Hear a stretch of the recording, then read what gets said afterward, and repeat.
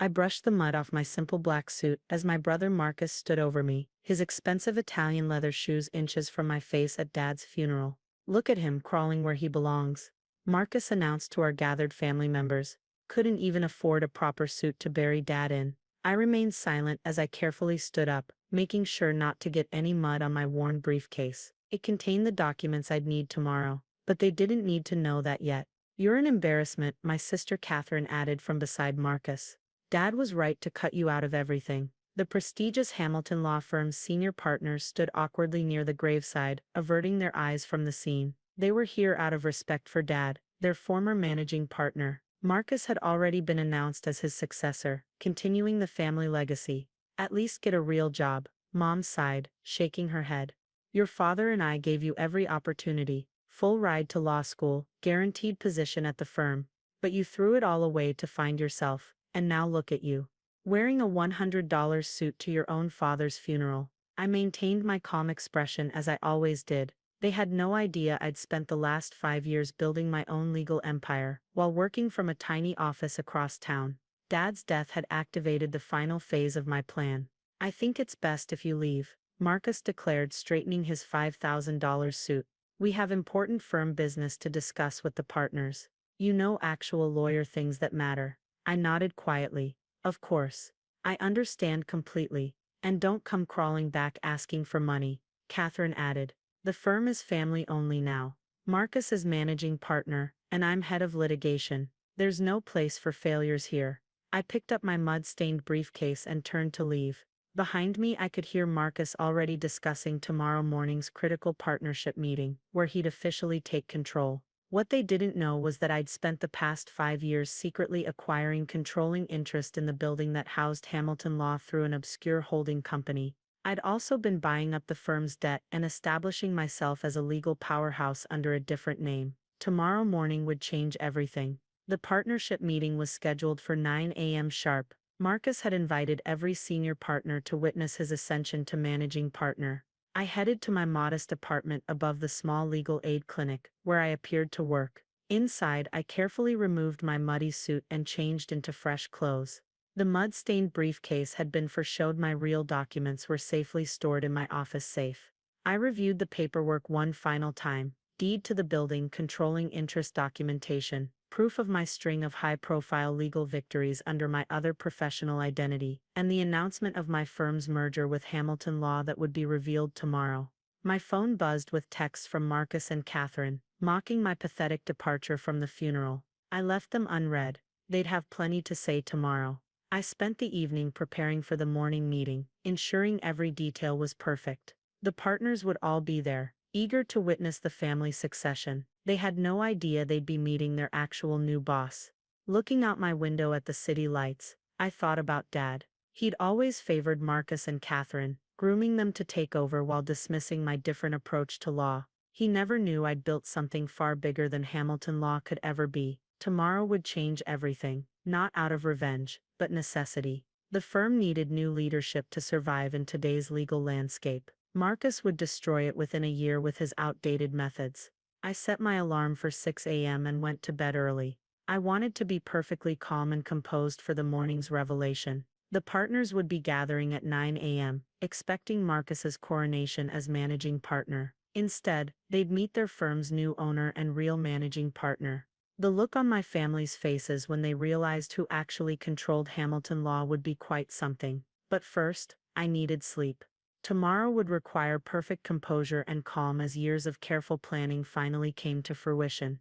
I arrived at Hamilton Law at 8:30 a.m., deliberately early. The security guard barely glanced at me as I entered through the side entrance, assuming I was just another low-level employee starting their day.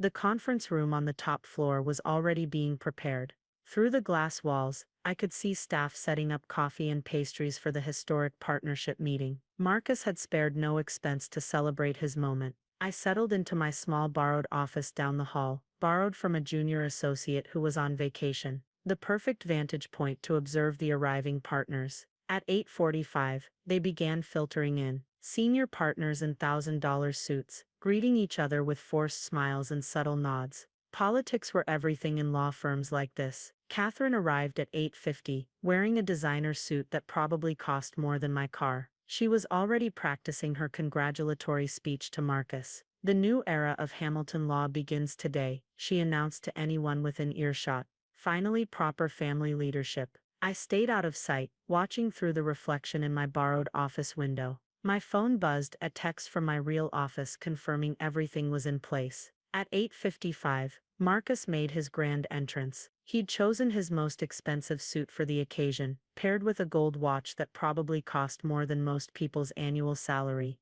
"Good morning, everyone," he boomed, playing the role of benevolent leader. "Exciting day ahead.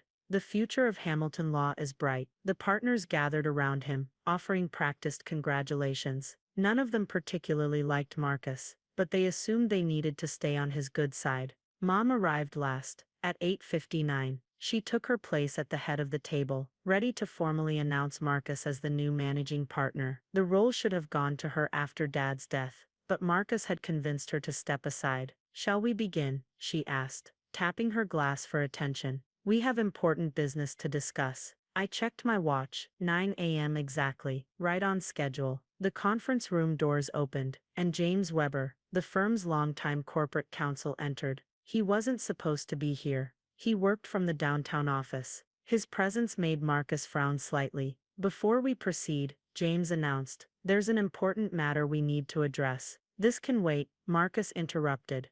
"We have the partnership transition to handle first." James shook his head. "I'm afraid this can't wait. It concerns the ownership of both this building and the firm itself." The room went silent. Catherine's smug smile faltered slightly. "What are you talking about?" Mom demanded. "The building lease is secure, and the firm's ownership is clear." "Actually," James continued, checking his notes, "there have been some significant changes in the past 5 years that we need to discuss." Marcus stood up, his face reddening. "This is ridiculous. I'm managing partner now, and I demand we proceed with the planned agenda." "You're not managing partner yet," James corrected. "And given the circumstances, you won't be." Catherine laughed nervously. "This is absurd. Who else could possibly?" She stopped mid-sentence, as I stepped into the conference room doorway. Every head turned to stare at me, still in my modest suit from yesterday, minus the mud. "What is he doing here?" Marcus demanded. "Security." James held up his hand.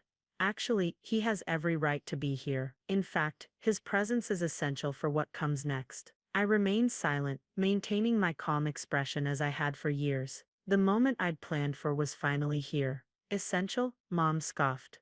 "He's nothing. He doesn't even work here." James opened his briefcase and began removing documents. "That's not entirely accurate. In fact, there's quite a bit about your son that you don't know." Marcus started to speak, but James continued. "Before we proceed with any partnership changes, there are some ownership documents you all need to review." The partners exchanged confused looks. Catherine's face had lost some of its color. "What ownership documents?" she demanded.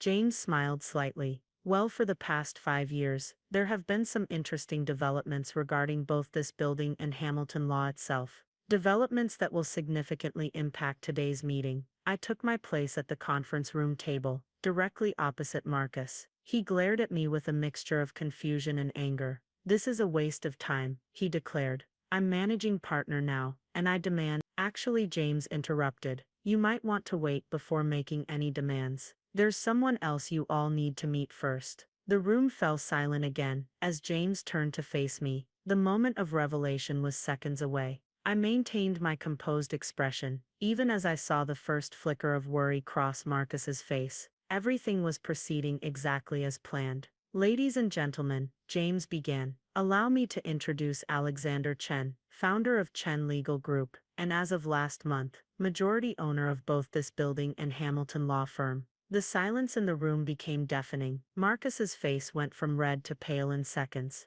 "That's impossible," Catherine whispered. "He's nothing. He works at a legal aid clinic." James began distributing documents to the partners. "Mr. Chen has spent the past 5 years building one of the most successful litigation firms in the country, operating under a different name. His firm has won over $2 billion in settlements last year alone." Mom grabbed the papers with trembling hands. "This can't be real." "I assure you it is," James continued.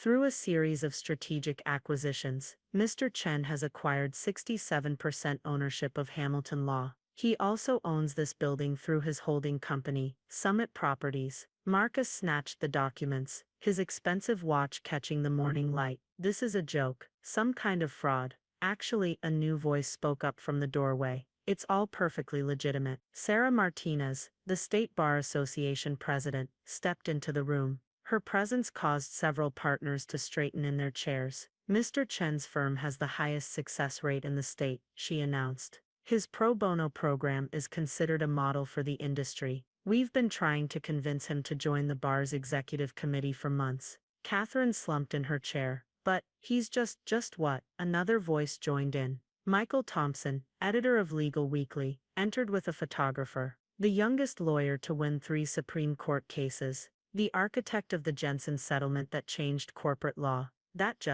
Marcus was frantically flipping through the documents. But the family controls Hamilton Law. We always have. Not anymore, James stated firmly. Mr. Chen's acquisition was completed last month, following your father's passing. The papers have all been filed and verified. I finally spoke, keeping my voice calm and level. The firm needs modernization. New direction. Your methods are outdated, Marcus. You would have bankrupted Hamilton Law within a year. You can't do this. Marcus shouted, standing up so quickly his chair fell backward. We're family. Family. Michael Thompson raised an eyebrow. Isn't this the same family that was recorded shoving him into the mud at your father's funeral yesterday? The partners shifted uncomfortably in their seats. Several were already sliding their business cards across the table toward me. The merger announcement goes public in 1 hour, James continued.